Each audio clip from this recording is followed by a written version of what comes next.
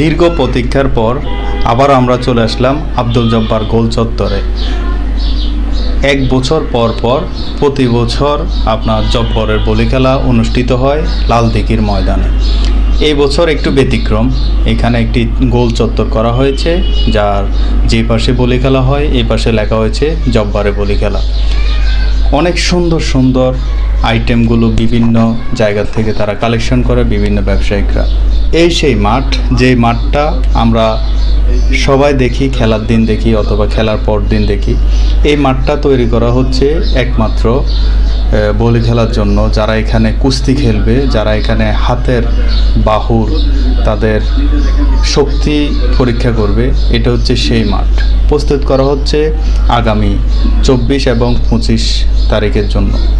আমরা জানতে পেরেছি প্রতি বছর এখানে জব্বারে বলি খেলার যে মেলাটা অনুষ্ঠিত হয় 3 দিন ব্যাপী থাকে। ব্যতিক্রম এই জন্যই বললাম, এবছর এসএসসি পরীক্ষার জন্য এই মেলাটা 2 দিন নির্ধারণ করা হয়েছে, 24 তারিখ এবং 25 তারিখ। 25 তারিখ বিকাল 3টায় ফাইনাল অনুষ্ঠিত হবে। আপনারা যারা বলি খেলা দেখার আগ্রহী, ঐতিহাসিক বলি খেলা, তারা চলে আসবেন।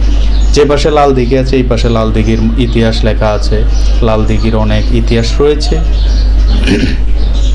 আজ আমি একেবারে সজমিনে আপনাদেরকে দেখাচ্ছি এখানে কুস্তি খেলার যে মাঠটা তৈরি করা হচ্ছে। এই মাঠটা দেখেন, কালকে আগামীকাল এখানে একেবারে প্রত্যেকটি জায়গার মধ্যে মানুষে তিল পরিমাণ ঠাঁই থাকবে না, তিল পরিমাণ জায়গা খালি থাকবে না।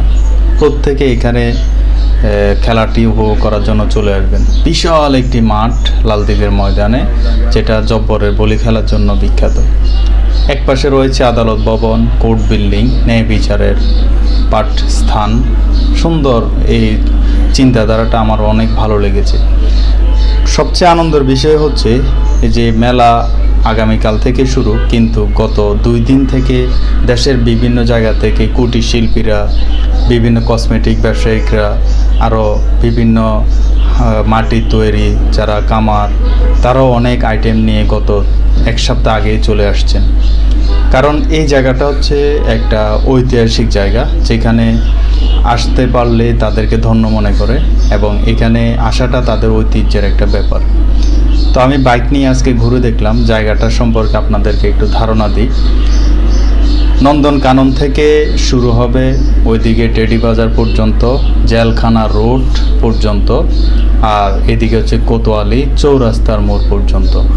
এই বিশাল এরিয়া নিয়ে মেলার বিভিন্ন পণ্য সামগ্রী আপনারা দেখতে পাবেন। তবে প্রত্যেক বছরের ন্যায় এই বছরও আপনারা এক একটি পণ্যের জন্য এক একটি সাইড নির্ধারণ করা হয়েছে। আপনারা গত বছর মাটির বিভিন্ন আইটেমগুলো যেই জায়গা থেকে নিয়েছেন, এই বছরও ঠিক ওই জায়গায় পাবেন। যারা শিমুল তুলা বা বিভিন্ন মোড়া, ফুলের ঝাড়ু, এগুলো লালদিঘির একেবারে পূর্ব পাশে, দক্ষিণ পাশে, এখনও কিন্তু ওই পাশে তারা নিয়ে আসছে।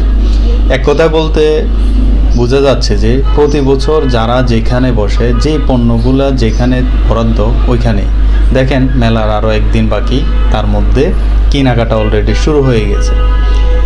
তো আজকে শেষ, আগামীকাল পরশুদিন এই 2 দিন এই রুটে কোনো যানবাহন চলবে না।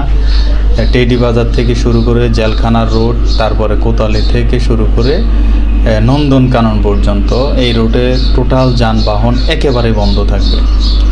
তো সবাই কিন্তু প্রস্তুতি নিয়ে চলে আসছে, কারো ঘর তৈরি করতেছেন, কারো দোকান তৈরি করতেছেন।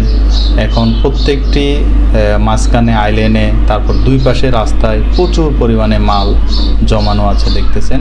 কিছু চৌকি তারা রেডি করে রেখেছেন, যানবাহনের জন্য বসাইতে পারতেছে না, কারণ আগামীকাল থেকে মেলা শুরু।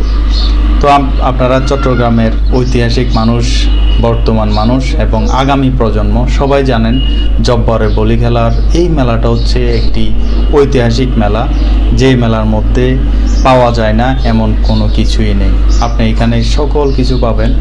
এখানে আপনার পছন্দের যা যা প্রয়োজন খুঁজে সব কিছু নিতে পারবেন। এগুলো হচ্ছে মাটির সবচেয়ে আকর্ষণীয় জিনিসগুলো রয়েছে হাজারীগল্লির মুখে।